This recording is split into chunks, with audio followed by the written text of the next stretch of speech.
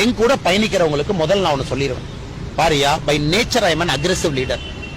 என் கூட யாரெல்லாம் வர்றீங்களோ பிரச்சனை தான் வரும். நீங்க அந்த மாதிரி சேஃப் பாலிடிக்ஸ் பண்ணணும்னா தயவு செஞ்சு வீட்டில் இருந்துங்க. அப்படி இருக்கிறவங்கள தான் என் கூட நான் அனுமதியே கொடுக்குறேன். என் கூட நீ வந்தீங்கன்னா பிரச்சனையை சமாளிக்கணும்.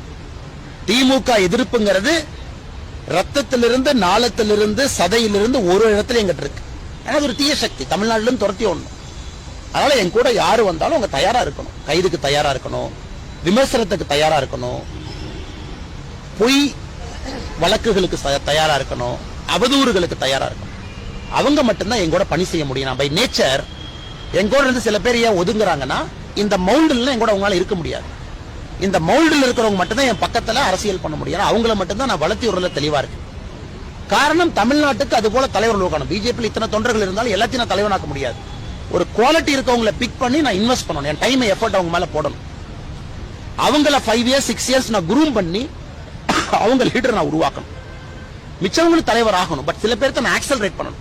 இந்த கட்சி ஆட்சிக்கு வரும்போது 234 எம்எல்ஏ வேணும், 39 எம்பி வேணும், நான் உருவாக்க ஆரம்பிக்கணும். ஆனால் எல்லாரும் சிறைக்கு போறது, இந்த போன்ற பொய் வழக்குல போறது எனக்கு ஒரு விதத்துல சந்தோஷம் தான். அது அமரா இருக்கட்டும், சுரேந்திரா இருக்கட்டும், ஏற்கனவே சொன்ன இந்த 6 நபர்கள் பெயரா இருக்கட்டும், it's okay. They become better leaders. அவங்க எமோஷன் கண்ட்ரோல் ஆகும், ஈகோ செக் ஆகும். நாளைக்கு எந்த பிரச்சனையும் அவங்களால எதிர்கொள்ளக்கூடிய தன்மை உருவாகும். அதனால அவங்க போயிட்டு வர்றாங்க. அதனால எந்த வருத்தப்படுறதுக்கு ஒன்றும் கிடையாது. நாளைக்கு இந்த திமுக 4 பேர்த்த கைது பண்ண தான் போகுது.